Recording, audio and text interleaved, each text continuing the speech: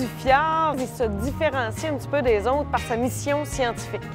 On a la chance d'avoir les deux pieds dans le fjord. Alors, on profite de cet environnement naturel pour faire découvrir aux gens ce milieu de vie extraordinaire. Mais nous, on vous présente la face cachée, donc on a le VIP un petit peu du fjord.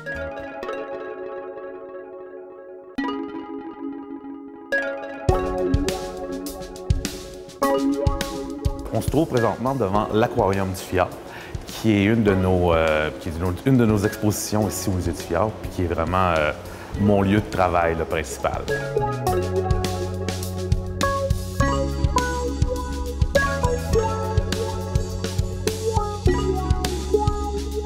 Ce qui est là de particulier, c'est qu'on représente vraiment l'écosystème qu'on retrouve dans le fjord du Saguenay.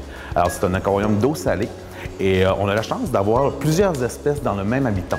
Normalement, dans les grands aquariums, ce qu'on va retrouver, c'est surtout des, je vous dirais, bon, les morues sont ensemble, les flétans sont ensemble. Ici, on a combiné les espèces et les invertébrés aussi. C'est sûr que ça amène plus de complexité un petit peu. Il faut gérer la prédation.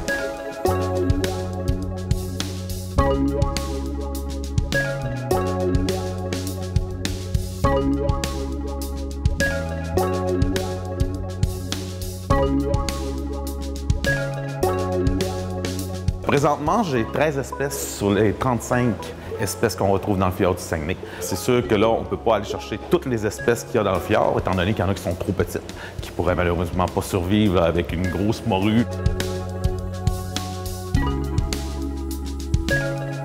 Pour l'instant, j'ai des morues franches, j'ai des morues ogac, j'ai des plis canadiennes, des plis rouges, des hémétryptères atlantiques, des raies, et j'en passe. Je compte même pas les invertébrés là-dedans.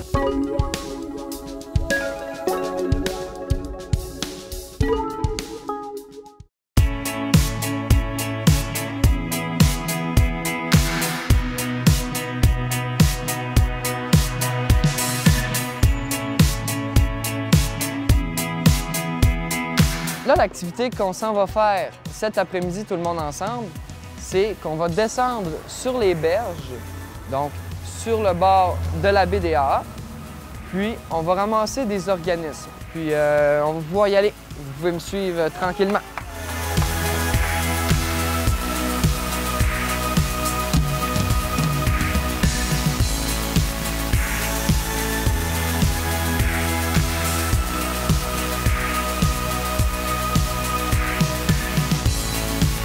Donc ici, tout le monde, on va trouver notre premier organisme.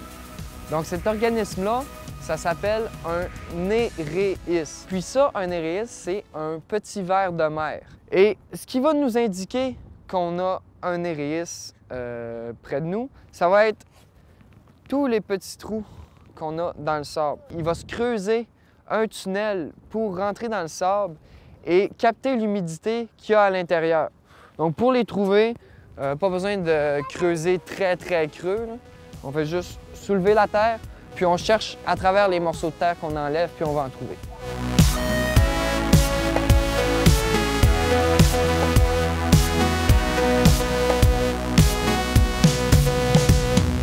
Faites juste attention de ne pas les briser, parce que c'est pas comme un ver de terre. Si on le brise, il va mourir. Puis d'après vous, les plus gros, les néréis, ils ont quelle taille? Montrez-le avec vos mains, avec vos doigts. Il faut enlever le bout de la pelle.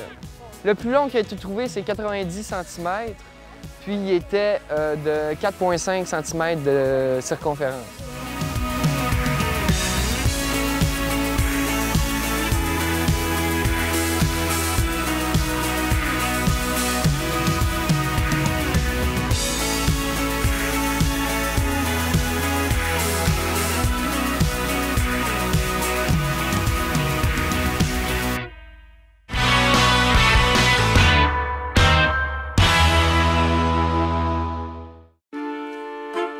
Le Musée du fjord propose une nouvelle exposition permanente intitulée « Des racines et des rêves, un regard neuf sur le Saguenay-Lac-Saint-Jean ». L'exposition met en relief les différentes facettes de la région sous un éclairage scientifique riche des 40 ans d'existence du fichier Balzac. Fondé par le professeur Gérard Bouchard, le fichier Balzac est une infrastructure de recherche pour l'étude des populations Développé depuis 40 ans à l'Université du Québec à Chicoutimi, en partenariat avec l'Université Laval, l'Université McGill et l'Université de Montréal. Le fichier est construit à partir des actes de l'État civil du Québec. Ces actes ont été informatisés et reliés entre eux grâce à une méthodologie de jumelage des données permettant la reconstitution des liens généalogiques et de la structure de la parenté de la population du Québec sur plus de 4 siècles. À travers une trame chronologique de l'histoire du Saguenay-Lac-Saint-Jean et au rythme des actes de baptême, de mariage et de sépulture, minutieusement inscrits dans les registres paroissiaux, l'exposition présente également des zones thématiques pour explorer les thèmes de la famille pionnière, de l'intimité des couples paysans, de l'utopie saguenayenne et de l'hérédité. Tout au long du parcours, les chiffres s'unissent à la science pour présenter l'histoire régionale et ses acteurs sous un éclairage différent.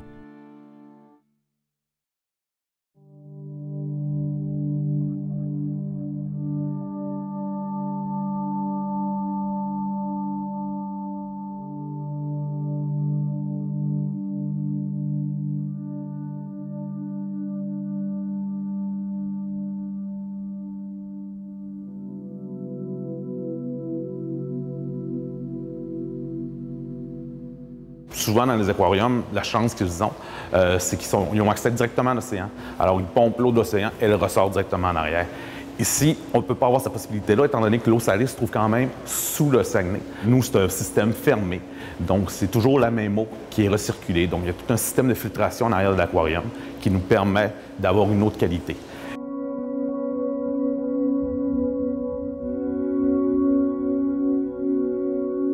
Ici, on tombe dans l'espace technique en arrière de l'aquarium.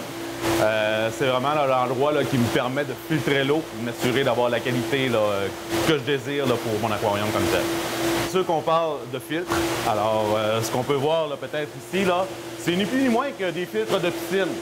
Alors, qui ont été adaptés pour les besoins de la cause en eau salée.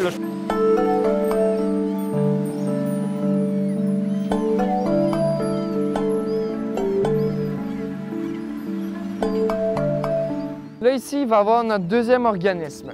Notre organisme, il va s'appeler la mie commune. Puis ça, c'est un coquillage. Puis à l'intérieur, il y a un mollusque. Puis ce mollusque-là, il y a un siphon. Puis il le fait sortir au bout de la coquille.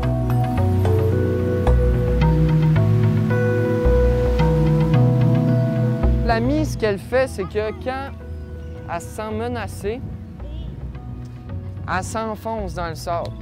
Donc, son siphon qu'on voit dépasser au bout, c'est comme un col roulé. Elle est capable de le dérouler puis après ça, le rentrer.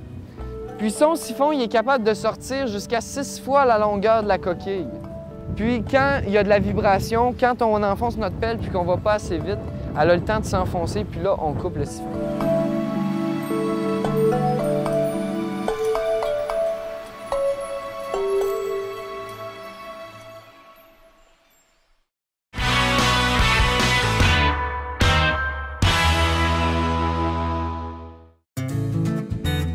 Alors, au Musée du Fjord, ce que fait une directrice des expositions et de l'éducation, ça fait beaucoup de choses. Mais, entre autres, ça s'occupe évidemment des expositions. Alors, de recevoir les expositions et de retourner les expositions que nous louons. Mais aussi, je peux agir à titre de chargée de projet dans les expositions que nous montons nous-mêmes ici au musée. Lorsqu'on fait voyager une exposition, en fait, il y a des procédures, si on veut, ou des technicalités. D'abord, lorsqu'on la conçoit, l'exposition doit être facile à démonter et à remonter, puis on doit tenir compte que ça va se faire plusieurs fois, donc pour ce qui est du choix des vis, n'importe quoi. On doit faire des caisses pour que ça voyage sans se faire briser. Donc, au niveau de la conception, c'est bien important. C'est un peu la même chose lorsqu'on en fait venir une, dans le sens où souvent, on va avoir vu qu'un musée a fait une nouvelle exposition qui la présente. Alors là, souvent, moi, je vais appeler pour savoir si elle est disponible et puis si elle va tourner, elle mesure combien, parce que ça doit entrer dans notre salle. Et puis, une autre chose bien importante, est-ce que ça coûte cher pour la faire venir? Parce que c'est sûr qu'on est toujours contraint à ce genre de barème, si on veut. Chaque exposition que l'on reçoit est unique, dans le sens où certaines viennent avec plusieurs techniciens qui, eux, sont parfaitement autonomes. Dans d'autres cas, l'exposition arrive toute seule, même pas de cahier parfois. Donc, on a un plan de salle à peu près. Ça dépend toujours, puis ça va pas du tout avec le montant là, de location. Donc, c'est du cas par cas. Mais nous, ici, on est chanceux parce qu'on a des gens des techniciens qui sont capables là, de se débrouiller avec pas grand-chose, puis finalement de donner un bon produit.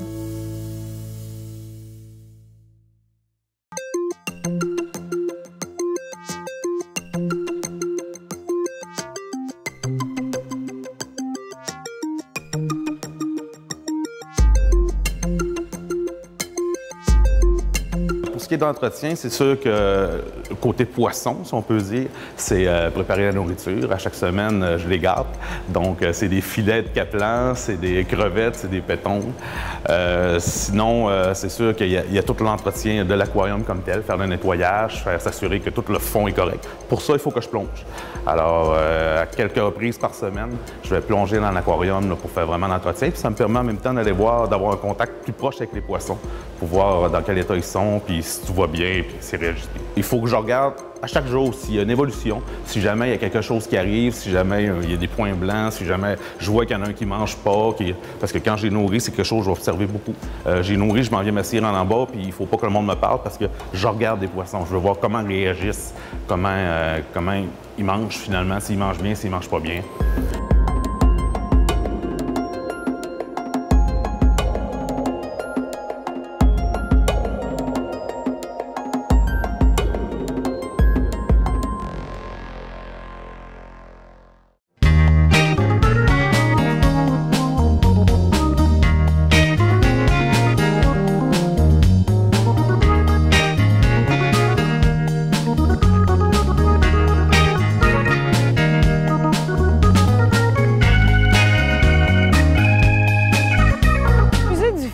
On a 2 expositions permanentes. On a toujours une exposition temporaire qui est en rotation, 2 à 3 expositions temporaires par année.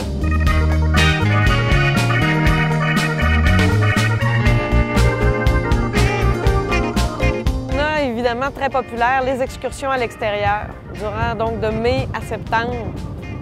On amène les gens, les familles particulièrement sont interpellées par cette activité-là. On bouge, on profite de la beauté des paysages.